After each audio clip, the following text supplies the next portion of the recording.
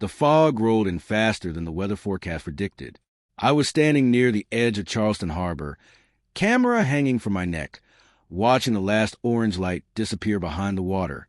Photography had brought me to strange places before, but this location felt different. Locals called it the Keeper's Point. Most tourists never heard of it.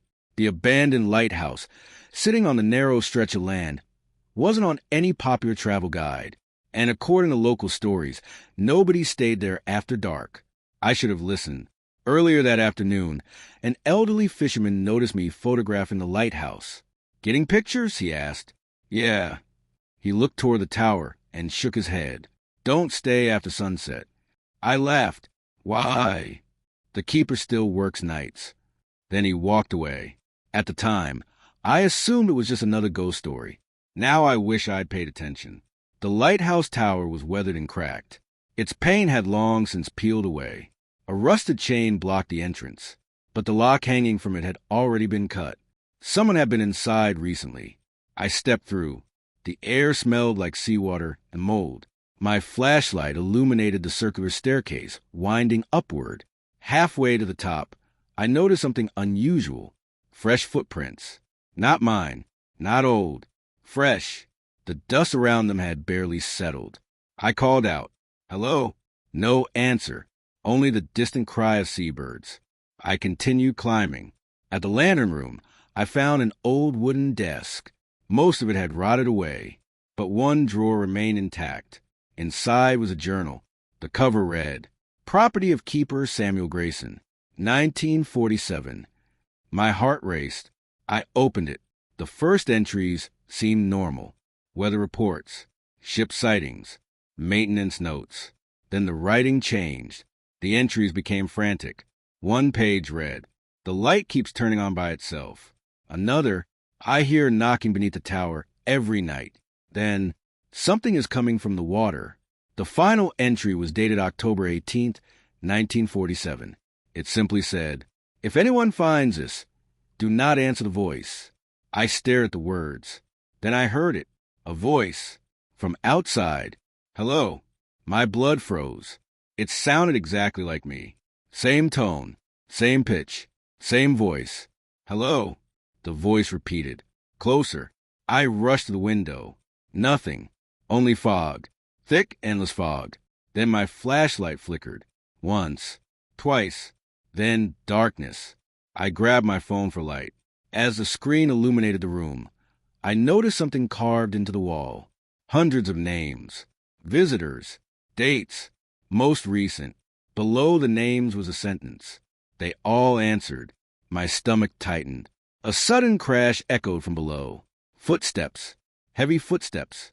Slowly climbing the stairs. Someone was coming up. I switched off my phone screen and listened. Step. Step. Step. Closer. The staircase creaked beneath the weight. I held my breath. The footsteps reached the top, then stopped. Silence. Several seconds passed. Then a whisper. "Found you." I spun around. Nobody. The room was empty. Yet the voice had come from directly behind me. I ran. Down the stairs. Past the broken doorway. Into the fog. The shoreline had vanished. Everything was white. Then I saw a light. The lighthouse beacon. But that was impossible. The lighthouse had no power, yet the beam swept across the harbor. Slow, steady, searching. As the light passed over me, figures appeared in the fog, dozens of them, standing silently, watching. Their clothing looked decades old. Some wore fishing gear. Others looked like tourists, all motionless, every face pale, every eye fixed on me. Then one stepped forward. It was Samuel Grayson. I recognized him from a photograph inside the journal. He pointed toward the water. At first, I thought he was warning me. Then I saw what he was pointing at. Something enormous moved beneath the surface, far larger than any boat. A dark shape gliding silently through the harbor. The water bulged around it, and then a voice rose from the sea. My voice, perfectly copied. "Come closer." The figures around me began walking toward the shoreline, as if obeying. I backed away. Samuel shook his head violently, warning me. The voice called again. "Come closer." I ran. I don't remember reaching my car. I only remember driving fast, not stopping until I reached home. The next morning, I reviewed my photographs. Most were normal: fog, lighthouse, harbor. Then I reached the final image, taken just before I fled. The lighthouse stood in the distance. The figures were visible. Samuel Grayson was visible, and standing among them was me, looking directly at the camera, smiling. The photograph metadata showed it had been taken 6 minutes after I had already left. I deleted the image immediately. The next day it reappeared.